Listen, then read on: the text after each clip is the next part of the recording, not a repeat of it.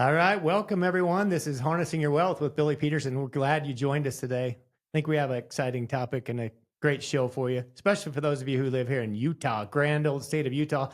It's cold outside still. I mean, we finally got winter, but we needed a little bit of snow.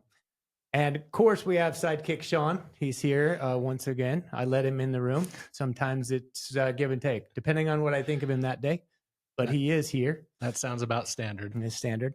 And we also have special guest Ben Nadolski. Now, Ben is actually the mayor of Utah, and we're excited to have him. We're going to pick his brain and figure out where Not the quite state's Utah. going. Ogden, Utah. I got promoted. Ogden, sorry. Not the whole state of Utah, but Ogden, Utah. I was giving him a promotion. Run with it. Just I'm run already with it. moving you up. Yeah. See, you've made a big impact so far. We're glad he's here. We're going to share or ask him a lot of questions and share his story about how he got to the seat he's in today. Actually, a little bit of backstory.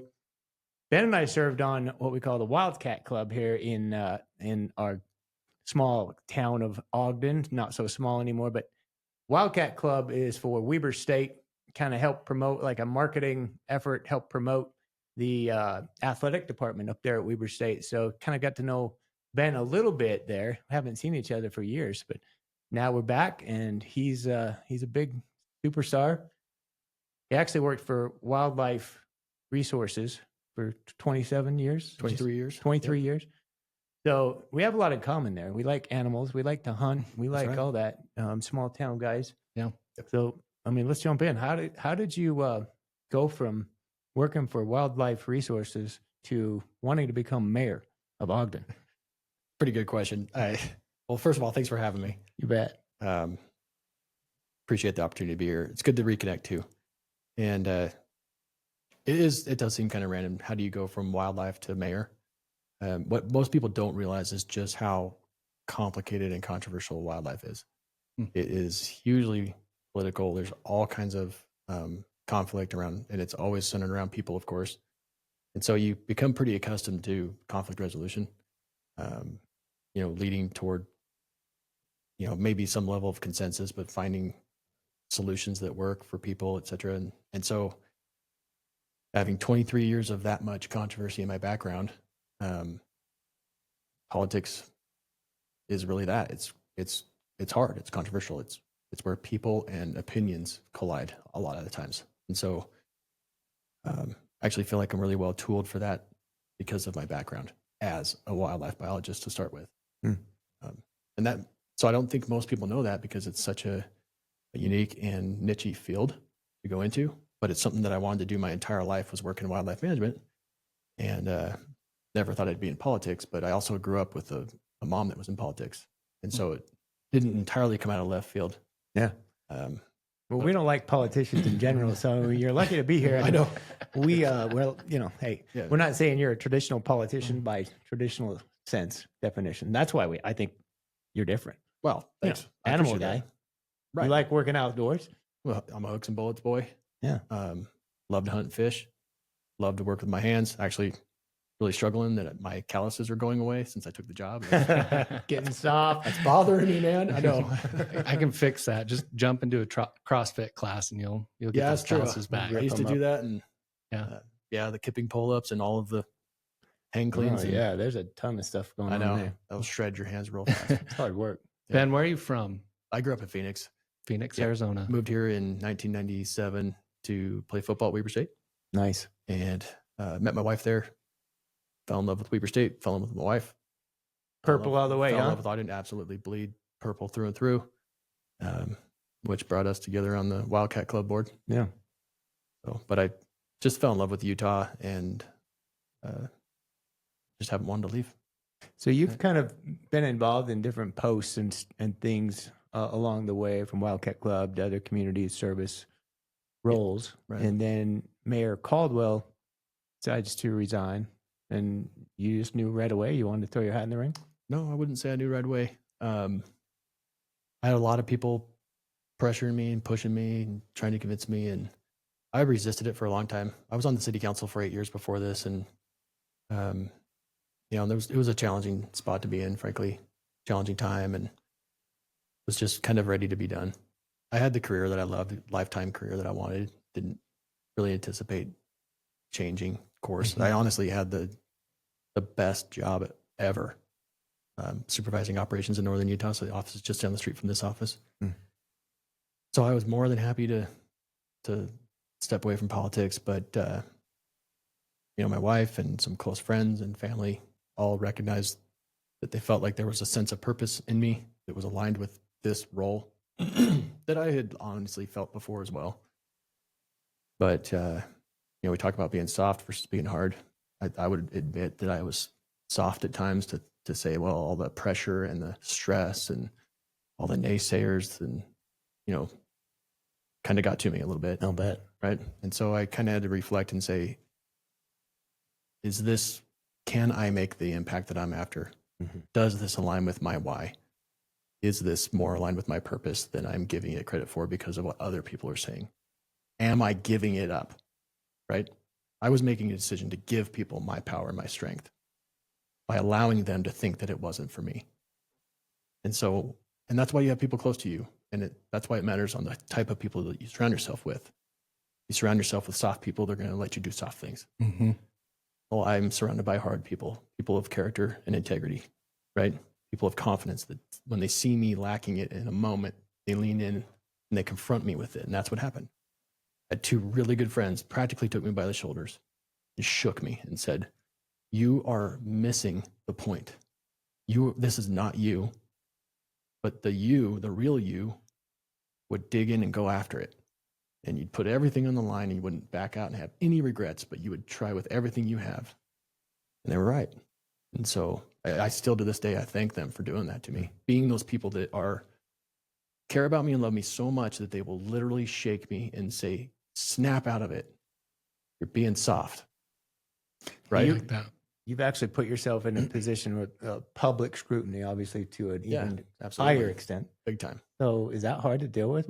We have maybe on a daily basis, people, and especially in this day and age, social media, where everybody's critical and they hide behind their computer brutal. Screen. Right. Well, they can be nasty. You kind of touched on it. You're like, we don't like politicians here. And I know you're kind of joking, but you're kind of not, because there is a perception that all politicians are bad people. That every politician must be in it to enrich themselves and line their own pockets or for their own edification, right? Yeah. 98% of politicians give the other 2% a bad name.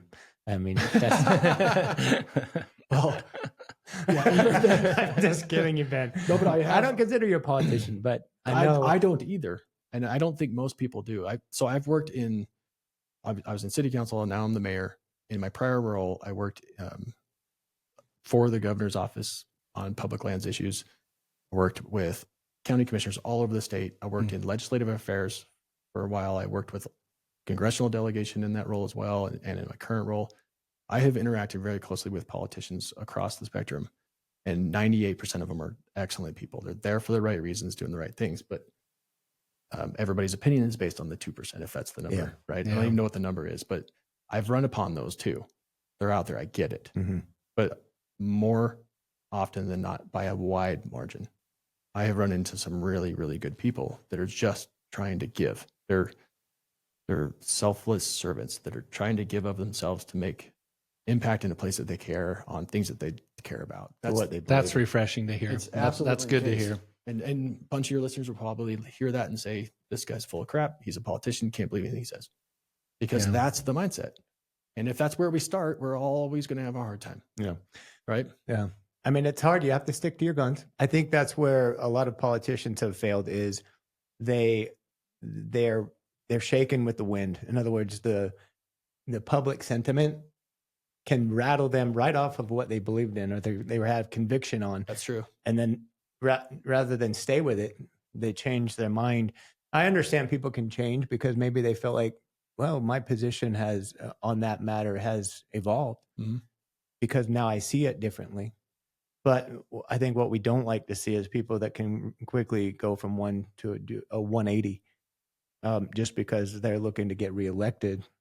So that's where I think some politicians, and I've always been a big advocate for term limits, for example, on congressmen and women. And sometimes I feel like people are just in there for life. And I don't know if that's necessarily a good thing. What is your position nationally? Like you see all this going on, a lot of division going on, and I think most people have a bit of concern about why are we so divided, and how do you answer questions with when that comes up to you? What is there any better way to approach this? Oh, there's got to be a better way. Could it get any worse? It's pretty bad. So you asked, what's your position nationally? My position is I'm a big deal nationally. Totally kidding. I'm not a big deal nationally, so I don't have to take a huge national position. I'm clearly mindful of what's happening at the national level. I see it on the news just as much as anybody else. Yeah. I don't have an inside track on any of it. Really, what I'm focused on is what is the impact locally. I mean, just before I came here, I did an interview. What's the impact of the DOJ recommendations for layoffs with IRS, given how many federal jobs we have? And it's like, I don't know, because I don't know any more than what you see on TV, right? But what I'm focused on is solutions. And I think at the top, and this isn't assigned to one party or the other, it's everybody. They're focused on talking points. They're focused on the party position and making sure that they win in the media and that they win votes, and that they're already focused on the midterms, right? Yeah. I'm not focused on that at all. I'm focused on kicking butt. Doing right? what you can do. You right can here. cuss on Right. this podcast if you want to. Absolutely. You don't have to. Okay. It took me a little while to figure out what the replacement was for that, but Yeah. Say it. I'm a salty guy, so it might happen. But like, I don't have time. There is no other level of government to handle it. The buck stops with us at the local level, and that's part of why local positions are nonpartisan. I'm not afraid to admit I'm conservative, but that's not my filter. My filter is what's right for people. I definitely believe that conservative values are good for people, good for our future, good for our country. But I also believe that I have to be a critical thinker. I'm not going to take the party's position and just run with it because that's what they tell me to do. Yeah. I'm going to think critically about it because I am accountable to people directly. They are in my city. They are my neighbors. They go to our schools. You know what I mean? We love that term, critical thinking. We love it. Yeah. Because Good. people have lost their ability to think. I mean, they're absolute robots to what the TV or the news media tells them to think. Or to what they feel. And Yeah. so I don't Yeah. have the opportunity to do that either. I have to, and I told this to Cindy yesterday, I think it was yesterday, is I have to have a stronger head than a stronger heart. And I've got a damn strong heart, right? Your heart has to be in the right place. But if you lead with only your heart, right? I'm not saying that we can lead in this heartless, unfeeling way, Yeah. but you have to have room for logic. You've got to have a strong head and a strong mindset because the critics are coming, right? They're always going to come. And right now the Democrats are really loud, and they picket and they protest and whatever. Yeah. And if I just fell to that, what about all the other people that are at home needing their government to work for them, right? Yeah. And I'm not here to provide solutions for everybody for everything. That's their job. I'm here to create an environment and create opportunities for them to invest in themselves and connect with to make them better, right? Yeah. So it's a constant challenge. But if you're being weak mentally, like I was when my friends shook me, right? I'm not going to make the right choice. And I'm glad they did that. And I think I reflect on it a lot because I have to remember to stay strong and not cower Were you to the afraid of critics. what others would think of you? Of course, because I'm human, Yeah. right? Anybody that says they don't, they're lying. Or we're all human. We feel things. Yeah. It happens, right? But you got to have enough strength of character and sense of self to do what you know is right. That's So the point. What do you do when you get to that place? And we all have that moment or those moments when we feel like the world's against us, or we have so many critics that are coming at us for one thing or another. What do you do in that environment now? First thing that I don't do is social media. Okay. Yeah. I have to have staff that help You me just don't understand what look the at it. dynamics are because it's so toxic. I mean, it's so toxic that I try not to get deep into that so that I can focus on what I do, which is I like to pray. I like to meditate. I like to exercise and lift. I like to spend time in the mountains. I like to hunt and fish. You know what I mean? I like to get together with buddies that have nothing to do with my work. I like to spend time with my kids. I like to watch them play ball in their ball games. That's where I'm going next. Watch my daughter play basketball. That you don't think about any of this stuff when you're watching that. You know what I mean? Yeah. So it's It's hard, but it's not hard because you got to be hard. It's what you choose You know? to focus on, right? It's what you choose to. Everything starts with your allow in. mindset, right? Mhm. It's not hard as long as you're hard. Yeah. Does Explain make that a sense? little bit more for our listeners. So if you, like, we are only as good as our belief and in our mind.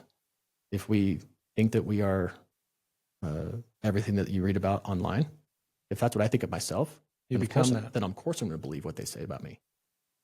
If I have a stronger sense of self and more confidence in who I am as a man, in my own character and my own integrity, kind of husband that I am and the kind of father that I am, those are the two most important things, right? Do I love my wife as the first order of business for the things that I'm supposed to do for my kids, right? Mm-hmm. Yes, I'm a good man. Fallible, for sure. Perfect? Of course not. But I know who I am, and I know who I'm not, and the things that they say is not who I am. And if you don't have that here, it's going to hurt here, Mm-hmm. right? Yeah.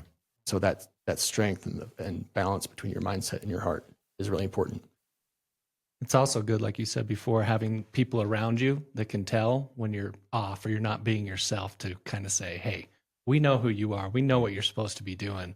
So surrounding yourself with those type of people, That's right. super important. So I'm looking off camera at my chief of staff, Cindy Wheeloff. Wish we could pan the camera right now because he's know. got his right hand over here. Well, I keep turning to her, and there's others too. Mayor Brown, my chief administrative officer. These are people that I'm with all the time Mm-hmm. that I count on Right. Yeah. permanently. That they're there for me to help me succeed because if I succeed, Ogden succeeds. Mm-hmm. You know what I mean? Yeah. Yeah. And Cindy tells me a lot. She knows she can feel when my energy is good and when it's not. I think Right. for me and a lot of people that I surround myself with like to see the human side of people, right? And especially leaders. And right now, I think that's what people, they want to hear. They want to know where your heart is. They want to know what makes you who you are, what drives you. And we can have all the social media. We can have all the hate speech. We can have all the people tearing each other apart all the way up to the top. And we see that right now. So many people with Trump derangement syndrome. And we have this new disease out there, but they don't even think about what they're saying. They just say it because there's so much animosity and hatred spilling out. But maybe we just see like what motivates you. I always try to ask myself, even if I disagree with someone, what made them who they are? Where did they come from? How did they learn those things? Why do they believe those things? Like go back to the childhood, go back to how they were raised, and try to understand more the human element. Wow. No one ever asked me this. I mean, look, I thought I came here to talk about finance and personal wealth or community and economic development or something. I'm more interested in what makes makes people tick. I just showed up because you asked. but I love that you're asking me this because no one ever asked me. Because, like things are hard right now for me because my dad's struggling. You know, we're getting close, and Dad and I are close. So it's really on my mind. It's on my shoulders every day, all the time. No one knows that because no one asks, because no one cares. Right. They just care about getting everything they can out of me while I'm here. And you see it from past mayors. They struggle because they get to a point where they just can't give anymore. They've given everything, and everybody's taken it all. They just take it and take it and take it. And people think that because we're a public official, and I'm not trying to be the victim here. I'm just saying that people just think that they can abuse you almost. It's like, well, this is your job. You work for me or whatever. It's like, I'm still a freaking person. Yeah. I'm still a human. Don't, treat me like a human. That's all I'm asking. Yeah. Like I'm hard enough to rise above it. I get it. But just because someone's in a certain position doesn't mean that it's okay to just abuse the hell out of them. You know what I mean? Yeah. And so I don't tolerate being bullied, and people hear it pretty quick from me. I can be pretty salty, raised Catholic, right? Yeah. I know how to freaking defend myself. Youngest of 5. Oh, right? yeah. A mom that's the oldest of 12. Like we've got a huge family, blue collar. We got grit. We are hard people. We are not like the fact that I'm the mayor for my entire extended family blows their mind that they have a mayor in the family. It's not how we view ourselves, right? Yeah. They love it. They're so supportive, so like in awe of our family, and because we are so close. My mom's the oldest of 12, right? Like, and I'm the youngest of 5. Mm. We have an enormous family, hundreds of cousins, I bet. Yeah. and we are close. Awesome. That's the kind of family I was raised in, and I Tight-knit. was raised the old school way. I tell Cindy all the time. My dad poured beer on our blood when we bled. We didn't get Band-Aids. We got beer, not to One way drink. to stop it, you know. Poured Rub beer some on dirt in it. Yep. And if we kept crying, he's like, "What more do you want from me? I poured beer on your blood, son. Yeah. The rest is on you." Yeah. And it's true, and it's an empowering way to say, "Harden up, son. Yeah. Take a breath." Yeah. It's your Boy, response. You learn real quick to take care. You know, you're not going to be looking for somebody else's helping hand. You know, I always said, you need a helping hand, use the one on your end of your other damn arm. You know, Right. that's what it's there for. But I was raised similarly, and I know Sean, we grew up on farms and out of work, and you told to get out of bed in the morning, and you're going to work, so you weren't sleeping in, you weren't messing around. I feel like maybe that's gotten away from us in this society, like culturally. Hard work. Hard work is not so common Yep. anymore. I know. Grit. Kids are soft. We're man, you guys are like go to all my spots right now. But, so let's just back up for a second. That's why it's hard for me to go through what I am with my dad, because how thankful am I that I was raised to be a man of that kind, by a man that knows what suffering is, that knows how to overcome it. You know what I mean? Mm-hmm. That's the kind of father I have, and that's what makes me who I am. I remember calling him in college. I was like, "Dad, I don't have any money. I got nothing." And he's like, Go get a job. "Yeah," he said, "it's good for everybody to be broke." Yeah. Right? It's That's true. awesome. And I True. said, Dig yourself out of a hole. Yeah. Yeah. "Dad, I'm Big- hungry. I'm hungry. I don't have food." He's like, "It's good for someone to be hungry. You'll figure it out." "Dad, I'm homeless. I don't have a place to stay. I'm staying on friends' couches." Everybody should live that way for a little while. You'll figure it out, son. Yeah. Right? Yeah. Versus here, let me just let me bail pay you for your out. groceries. Let me pay your rent or something Right. like that. And then it's always like you're going to be raised to feel like someone's going to be there for me. I don't need to figure this out. And that Wait, kind of the way, and I mean, figured it out. coddling, a little bit. I and- see it quite often with clients here. And we talk internally because it's hard for us to tell clients how to raise their children. But we see the success stories of kids who become financially independent on their own versus the ones who never do or go through their money. We were just talking about that before you came in, is people that blow through their money quickly because they didn't really have to earn it. They didn't have to sacrifice for it. They don't understand what it takes to make it and to build it. They received it from their parents or from their grandparents, and pretty quick that money is gone, and then they don't know what to do. But the ones who, true success stories, and I love success stories, are the ones who came out of nothing and they didn't have anything handed to them and they fought for it and they figured out a way to earn it. So I love the stories of people that just rose from basically humble beginnings. And I mean, I'm looking at you and you have the same character buildup, is people that figured it out and didn't just stop. They said, "Hey, I have my sights on something out there and I'm not going to quit." Yep. That's exactly how I was raised. That's who my parents were. They had to make it work. And we had really hard years where all the kids, I was the youngest of the 5. So I remember it being really early in my life when we were really struggling the most, but all the other kids had paper routes to participate in, helping to fill the bait, to pay the bills. And I went with my parents on their paper route. I went with them to clean offices and clean houses, where anywhere that they could make money, they did it. And I went with them and I helped them. That's not the assumed youth that I have. When I ran for office, everyone's like, "Oh, he was the man of privilege, that he has a mom that was in politics in Phoenix." That's a huge move to be at that point. She almost was mayor. She lost by a really small margin to be the mayor of Phoenix. That's an enormous city. Mm. Yeah. So to rise to that level from, stay-at-home mom, as they called her, to raise 5 kids, to organize in the neighborhood level and at the community level, and then to be elevated and to have that kind of power in a city of that size was a big deal. And I watched that climb my whole life. I watched her do that. I watched my dad support her in doing that. And my dad was a man of grit. You know what I mean? Yeah. Coors and yellow can dad. So that's a mindset. And my uncles are hardworking, blue collar, roll up their sleeves, pick and shovel men, built companies, raised kids. You know what I mean? And those kids, those cousins, are super close with me. And that's just how we were raised. And so I want to raise my kids to be hard now. I call it resilience now. I call it mental toughness. Mm-hmm. To just know how to work and to invest in self and to rely on self, right? And on each other as a family. Good background and into your life and to where you're at and how you got to where you're at.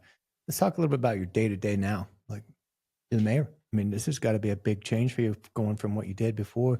So tell us what your typical day to day looks like, and then maybe transition into what are some of the big things on your radar right now.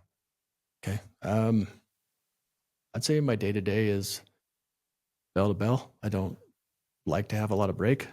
I like to just hammer hard. So there's once the first appointment starts, there's really no time in between, and that continues through the day. So basically, you're like Donald Trump. You're just go hard all day long without the executive time. Okay. Yeah. How many executive orders did you order in your first 10 days in office?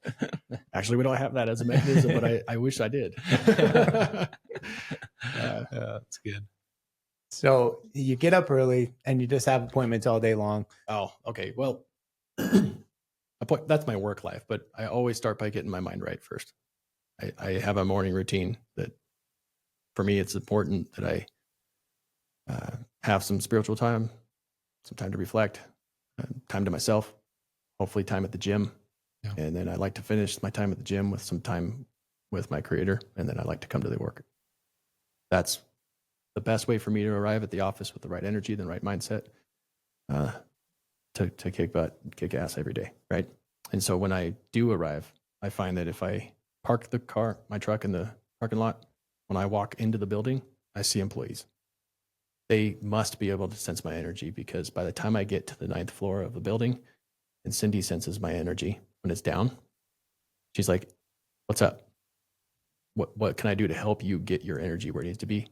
And then my phone starts to buzz. People are already talking about my energy. And so the energy around the building apparently relies on my energy. So I can't afford to show up in a bad place here. Mm-hmm. Right? I'm laughing because we know when Billy walks in the office, we having a good day or bad day. He's the energy guy in the office. Right? Yeah, it's true. And everybody feeds off that. Energy travels. Energy is a real thing. 100%. So you must be the leader of the office, right? You must be the owner, the in charge. That's why they call you Big Man Billy. That's right. Big Man. I'm going to start using that. Everybody knows it. Big Man Billy or Badass Billy or something like that. That's really, that's it. There you go. Go with that one. Easy. Yeah. And calls a lot of things. Yeah, me too. But energy matters.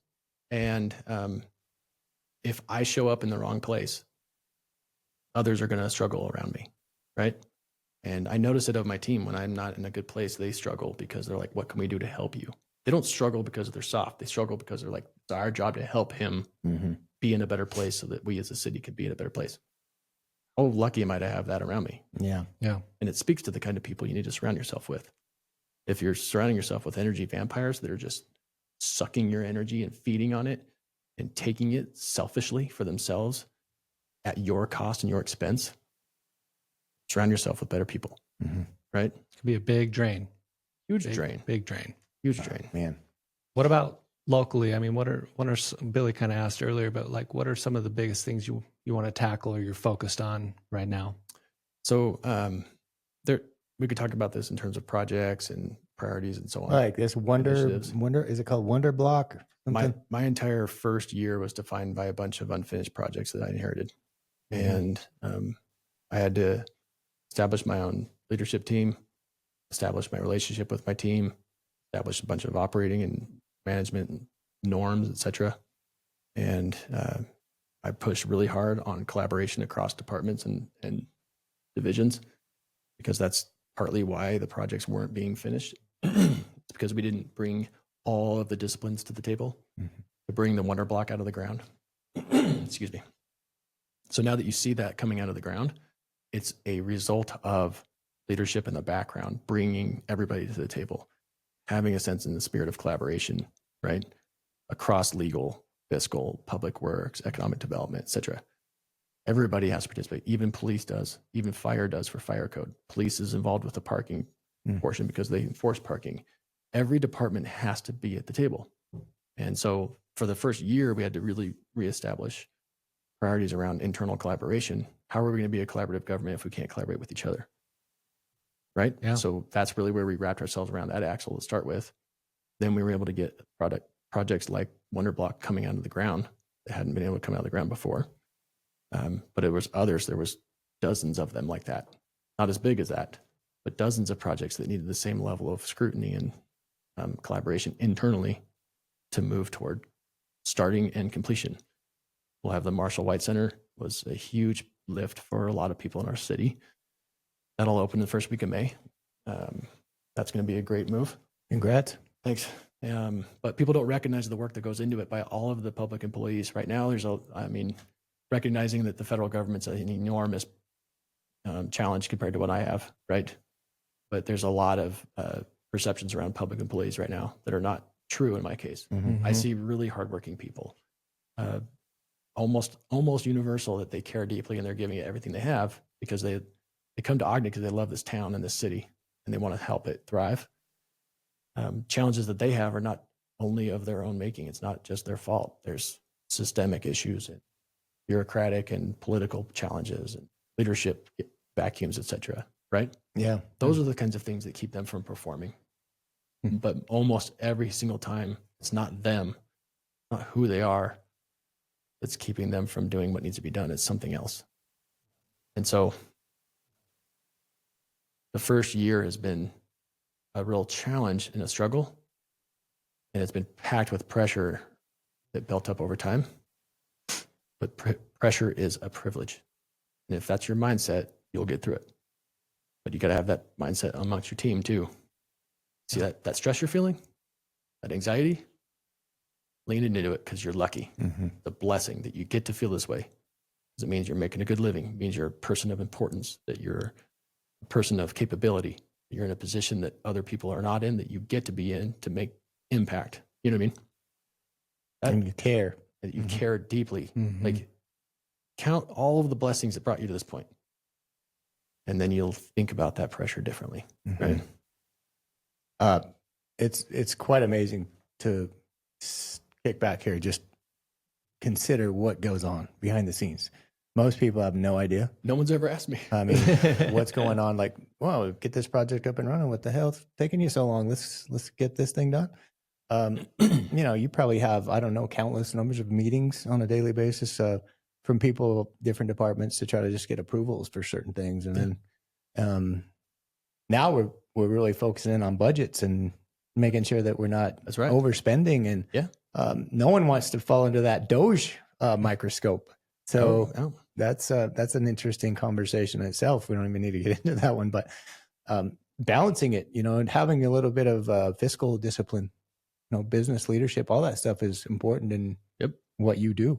That's correct. So if I just showed up not knowing what I'm doing, I'm not going to be very effective. I'm the CEO of the city. We're a multi-billion-dollar corporation. Yeah. In terms of not just our budget, but our assets. We've got roads and water lines and a state-of-the-art water treatment plant. And I mean, those are enormous assets that need to be managed, right? A big police department, a big fire department, all of their apparatus, et cetera. It's a big role. And so you have to have pretty big experiences leading up to it if you want to be successful, in my view. So who you elect does matter. But I'm not afraid to talk about budgets. I'm not afraid to talk about Doge, because I think that we need to be scrutinizing our budget at the local level. And, I had a State of the City event and I had unveiled a framework that I call the Ogden Way, right? You've probably heard the term the Utah Way, right? You guys both grew up in Utah? Yes, sir. So I didn't grow up in Utah, which made it even more poignant when I did experience the Utah Way. All of the cultural collaboration that came really from our pioneers and forefathers, and that came across the country in persecution, relying on each other. They had to build a sense of community in order to make it work. That is built and woven into our bones as a state, and it is an absolute difference maker. I had never felt that until I moved here, and I noticed it, right? And if you're born and raised here, you might not know that, or you might not feel it the same way I did, but it was like a punch in the face when I got here. I was like, whoa, this is different. Right? Yeah. And Ogden needs that too. And so we've got a framework that I call the Ogden Way. And it's more than a slogan, it's an ethos, and it's a spirit that lives within us. It's something that drives us every single day. And it's rooted in that investment in ourselves. Right? We talk about it really specifically. We're not going to solve everybody's problem as a government. It's our job to make sure that we're not a problem for people, right? Mm-hmm. But your success is yours. You own it.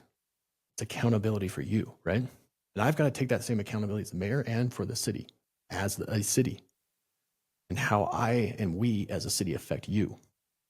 That's my mindset. So the Ogden Way also talks about how we can be more than a city. We can be a community.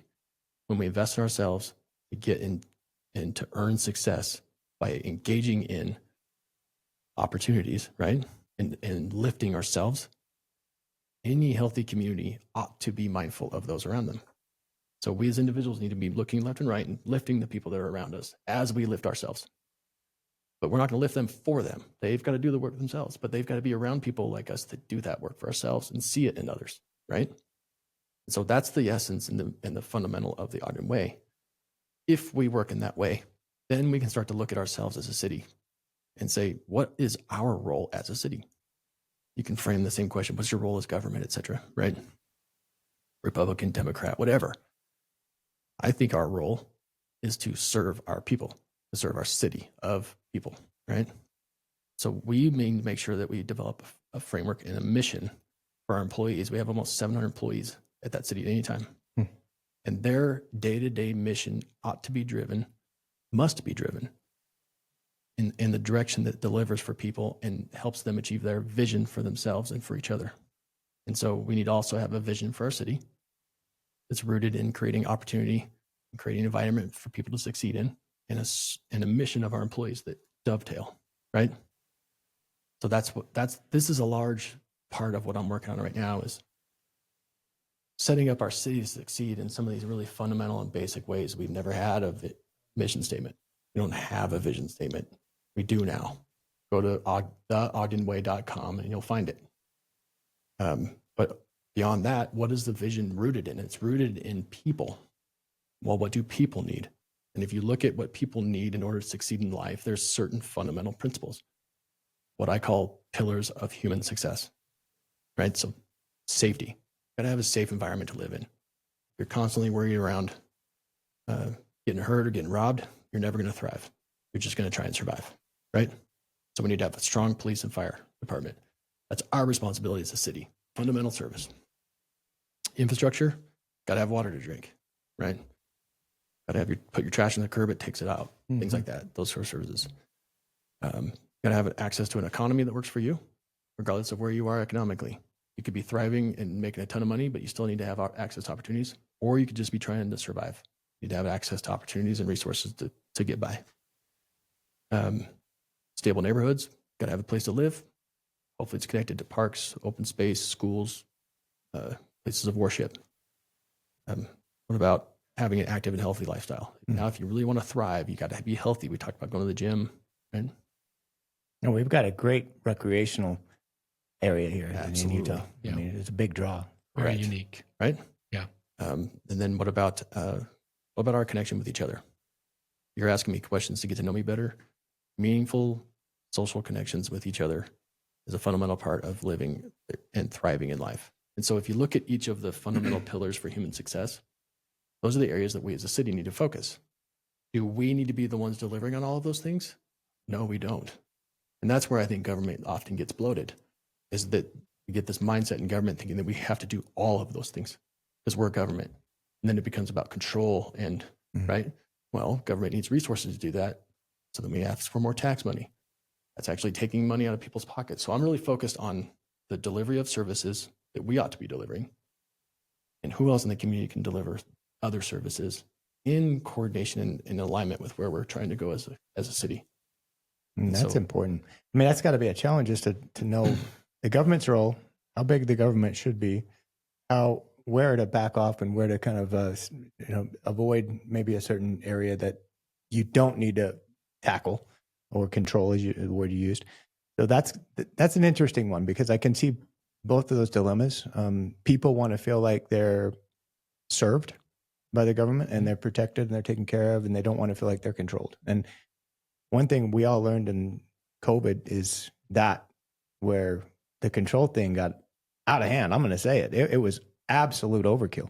So that's one thing that scares a lot of people, and I think turned a lot of people away from government and big government. It wasn't what they thought, wasn't what they hoped. So elections matter.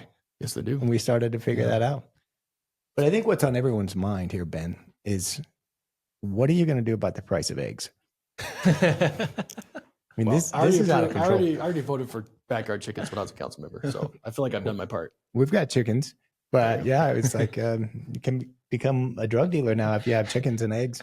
So it's pretty valuable stuff.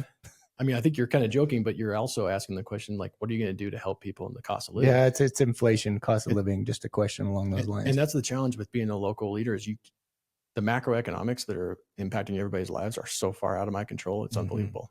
And so I have to be focused on how do we deal with it, right? Just today, I mean, every day right now, I've got people's jobs are at risk that are working for the federal government. We have a lot of jobs here. Yeah. And they're at risk. And those are people that live in our community, in our neighborhoods, kids in our schools. That's a concern. I have no control over what happens. All I have control over is how we respond. Yeah. Again, getting back to mindset. If I don't have time to just sit around and be mad. I have to work on solutions, right? I like the way you put it, though. You said, I can lay out all these pillars and do my best job to make sure these pillars are in place. But ultimately, it's on you if you want to make these pillars work for you, is kind of what I understood. The government's not here to do it for you. You're providing these different areas. And now, okay, here you go. Did the best job I could. Now it's on you. So you've got to be accountable, too, as a citizen. Correct. We all have a role to play here. Yeah. That's what makes us a community. Sometimes I feel like that line gets blurred or skewed, and everyone thinks, well, I'm just supposed to be helped along my whole way, and you've got to step up and do it yourself sometimes. And I'll just say that I think there are people in every society and community that need our help. Of course. And I think we have an obligation to help. Yeah. Everybody does. Not just me, not just you. Everybody has some obligation to help fellow man who needs it. Mm-hmm. But there are a lot of people that don't help themselves because they think that others are going to help them or that the government's going to solve all their problems. Like I can't stand it when everyone's like, they blame me for everything. And it sucks because it's me that they're blaming, so it's personal. But it's also frustrating because I'm like, you're never going to solve it if you just sit around and blame me. Like, what about you? Yeah. Right? Yeah. What have you done? What have you done to help the situation? Right. It's a handout. It's frustrating when you're at that kind of position where you're taking the arrows. I don't know to the extent that you're dealing with now, because I'm sure it's absolute chaos at certain points. But know this: there are a lot of people who do care. I know that doesn't come across as much. That you might not hear the good comments as much as the bad, because the thank yous. that's in everybody's the character. It's human nature is people that want to say something good are less likely to do so. People who want to say something bad, they're emotional and they're going to get angry, and then maybe a minute later they didn't mean it. But I will say this: I'm grateful for people like you who have character, who have that foundation, that upbringing, who aren't afraid of work, and who are doing the right thing for the right reason. And we need more leaders like that. So Appreciate that. I'm thankful that you took the position and what you're doing. So, next stop, President. What do you have? Hey, Senate. Honestly, I don't think about my next job much. I'll figure that out when I get to it. I'm not a career politician. I don't have to be in politics next. If that's where it takes me, maybe. Fine, right? But I've been a public servant my whole life, and I don't know what the next step is, if there is one. Right now, I just hope I get to keep doing it. I love the work. Getting back to the beginning of the interview when my friends shook me, I'm so thankful that they did, because I've never, ever felt more fulfilled in the work that I do than I do right now. Awesome. I've had more fun, but there's fulfillment and fun are totally different. And you asked earlier about what drives me. That's it. It's fulfillment. I seek fulfillment. I get fulfilled through impact. So when we finally make an impact and a difference, that fulfills me. When I see me making an impact with my positive energy on others, that gives me fulfillment. It gives me better energy. It goes back and it cycles more, right? I call that the servant cycle. When I serve others and I help them and they succeed, it makes me feel good. They, in turn, want to serve me, their fellow mankind, right? And then I turn around and just want to double down again. And as we continue to double down for each other, I call that the servant cycle. That's the kind of energy that catalyzes impact. Yeah. Right? If you live your life in pursuit of fun, it's a fun life. I've done it. I jumped out of helicopters, wrestled elk for a living. I loved it. It was fun. I spent a ton of time in the mountains and in the rivers, a lot of hunting and fishing, etc. Fixed-wing aircraft, doing aerial surveys, yada, yada. Tons of fun. But it was the fulfillment from impact that I got that really drove me. And so I don't get to do that fun stuff anymore. Now I sit in public meetings, right? That's just Wrestle sad. But you're spreadsheets, fulfilled.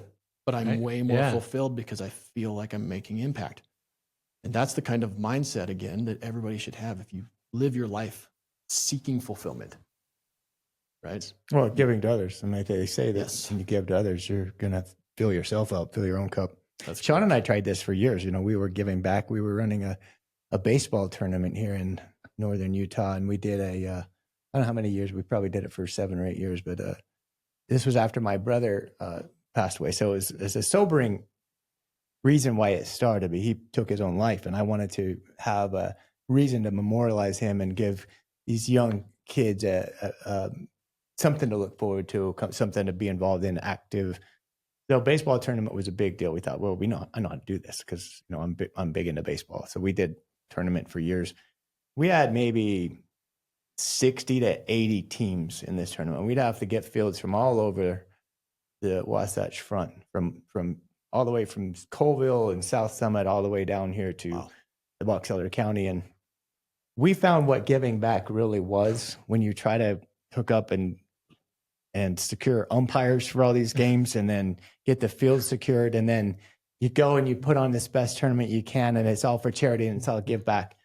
And you're not taking any money for it. And you charge the teams, but you're giving it all back to the greater good. And parents would just come up, and no one said, very few would say anything. Great tournament. We'd have a few of those, but way more would say, you guys don't know what the hell you're doing. This was the worst tournament. I mean, you guys excluded my son's team because he didn't have enough players.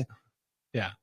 Umpires would show up job. drunk. They would be laying out by the river, not able to pump the games. One guy showed up with his cooler, like we're thinking he's got his Gatorades for the game. He goes, "Look, guys, I'm showing you." He opens up his cooler, and he's got a gun. He's got a pistol in his cooler on the field. We're like, I said, "What are you going to do with that?" Any parents get out of hand. I got it. Take It's that bad. Take care. yeah, like, Such a okay, sad reflection. I'm gonna ump this Sorry, game. We don't need we you don't got you anymore. No, It's a giving back thankless is job. big. Yeah, It's but big. I will get people every once in a while like, hey, why don't you guys do that tournament anymore? That was the best. And then you're like, people did enjoy Makes you it. feel good. You find those moments. Yeah. We did all as long as we could do it. But Okay. Can I just say something? This is if anybody takes anything away from this interview about me, don't think about me, think about this. I used to coach a lot. I've umpired in college. There's a lot of kids in town that still call me coach, and I love that. I think that's a way more important title than mayor, right? mm-hmm. But I understand you didn't take in any money, but you took a ton of arrows. But you just mentioned there's a lot of positive people that are like, well, you're not turning me more. This is the dynamic that frustrates me the most as mayor, is people are not inspired by positivity to speak and to share. They're only inspired by anger and rage. You only go to the keyboard, to social media when you're pissed off. Mm-hmm. You're not going to write a letter to the editor when you're happy.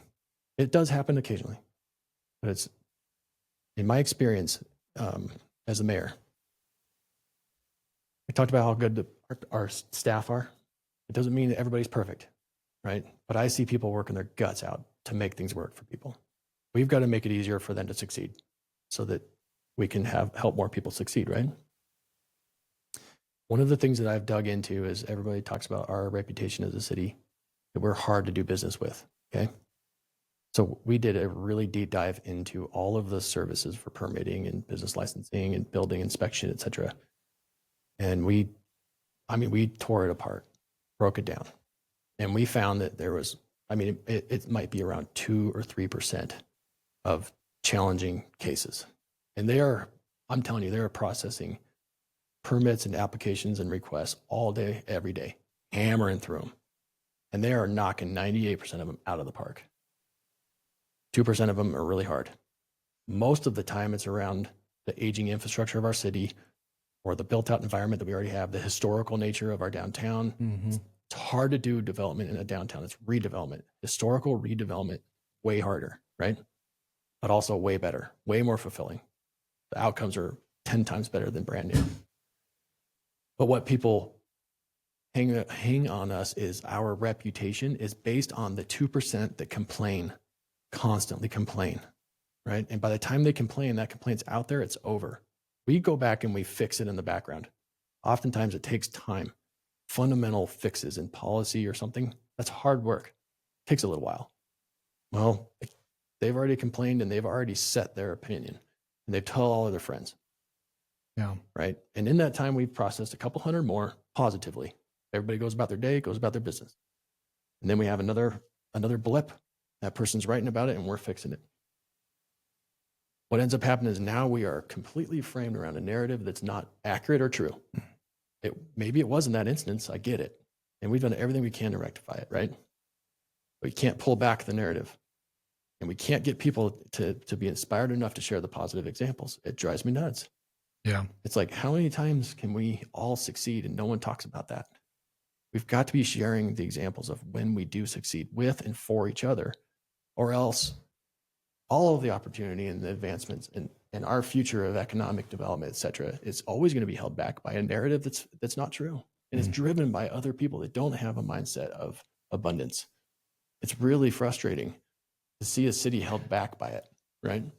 So until people who do have those positive experiences speak up and share it, Right. share with grace and gratuity, right? This will always be our cross to bear. It won't change. You don't have enough people with the courage to do that on the positive side. And it gets tribal. People Totally will flock to what they think to be the dominant force or the dominant way of viewing things, the point of view. And Facebook can be so brutal. And I sometimes wish Facebook was never invented because me too. for what good it provides, there are a lot of bad. Destroy people, just destroy people's spirits and motivation. And that's honestly why I brought that up. Is Sean and I had a good thing there. We were ringing for the community and the boys, and they still talk. But the boys that went through that always talk about it when we see them. That hey, that was such a good run. You guys did that for 7 years in the home run derby. And why don't you keep doing that? And you don't understand. You can keep stabbing, you keep cutting, and finally you just lose their spirit and the drive. Bleed to death. Yeah. That's why you were struggling to find good umpires, because the good men and women who are good umpires, they're in it for the right reason, have been absolutely abused, and they're like, why am I doing this for $35? Mm-hmm. Yep. I got other things I got to do for my family. Yeah. Wait, 35? Give me their number. I know. I think we were paying 50. But there's a lot of parents that nonprofit. would rip them apart. Oh, We'd yeah. hear it. We'd have to actually, ask people to leave. Yeah. Guys, it's a ball and a strike. Get off his back. I mean, The kid's 12. Like, come Yeah. on. 12 years old. He's not going to the majors. I know you think he is, but he's, That's getting back to how I was raised. My dad was stoic on the sideline and in the bleachers. Stoic. There were parents just freaking out. Dads losing their mind, getting in fights with umpires. Not my dad. just watching He's the like, game. it's your fault you didn't swing. Yeah. Like, there's nothing worse than a backwards K in the scorebook with my dad.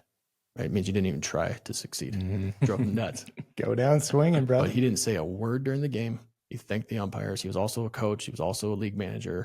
He's been there before. To this day, every time there's a game, if I have a chance, I will thank the umpires and thank the coaches. Yeah. And you won't hear me yelling at the coaches or criticizing their decisions or yelling at the umps or refs, because I know where it leads us, and I'm not going to contribute to it. And we need more people that are not that we're just glossing over problems and we're not saying anything because we got no backbone, but holy crap, can we have some damn kindness? Can we have some grace for each other in this world? Yeah. It's not hard. I mean, All you Petersens out there listening, I want you to rewind that, listen to that part again. like my parents raised me to believe in the goodness of people, that people are inherently good, not evil. But we are too often assuming that each other are evil before they're good. It's true. No, that's true. One question before we wrap it up. Okay. What sport did you play at Weber? Football. Football. Yep. What Position? defensive end, tight end, Defensive end. defensive end. Sweet. I used to be a little more substantial back then. Substantial. Yeah. Yeah, me too. Yeah. I was I'm still 106. substantial. I am not. I'm like a hindrance in an alley fight right now. Back then I wasn't. Nice. Still go to all the football games? Yeah, absolutely. Awesome. Well, Always pulling for the Wildcats, man. absolutely. We love the local community here, and I'd love to see an expansion of a baseball team. I mean, maybe we'll get something someday. We've got the hockey going now, and you got the Olympics coming up. That's something to be talking about. Huge Huge deal for you. Huge deal. And if we needed to start that yesterday, everything that we're working on today needed to be done yesterday. Mm-hmm. And we're starting about that's 10 years, now 9. It's not much time. Comes fast. When you think about all of the things that we need to do to be ready for that. Massive infrastructure improvements, transportation corridors, venues upgraded, social infrastructure, planning for events, making sure that our downtown, and all of those things are big, big moves. Give us a badge. We'll volunteer. Whatever you need. All right. Okay? We're in. Yeah. I need you guys stroking checks. Paying for infrastructure. And Yeah, stuff. dang, he's always wanting money. Said We need volunteer. cash. We're short on You cash. take cash or Oh, no. we've got cash. Yeah, that came across different. Wrong. Oh, Ben, it was great to have you here today. Cindy, you're doing a great job. I know you're not on the screen, but you're the big force behind him. She manages me. So. That's good. Appreciate you being here today, Ben, and good luck in the Thanks, future man. with Utah. We're expecting big things. So thanks for joining us today for Harnessing Your Wealth, and we'll catch you next time out there. Thanks for having me. Thank you. Thank you for listening. For more information about today's show, please check out the show notes. Visit our website at www.petersenws.com or give us a call at 801-475-4002. Petersen Wealth Services is a registered investment advisor. This is a paid-for advertisement. Information presented on this program is believed to be factual and up-to-date, but we do not guarantee its accuracy, and it should not be regarded as a complete analysis of the subjects discussed. Discussions and answers to questions do not involve the rendering of a personalized investment advice, but are limited to the dissemination of general information. A professional advisor should be consulted before implementing any of the options presented. Petersen Wealth Services.